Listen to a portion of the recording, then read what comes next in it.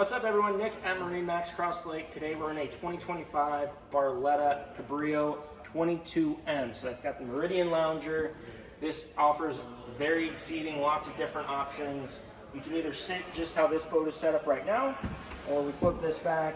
Now we're rear facing from that co-captain's location. Likewise, you can lay this perfectly flat, raise this guy up, and now we're lounging facing forward. So this is definitely a unique layout. Not many boats are gonna have that.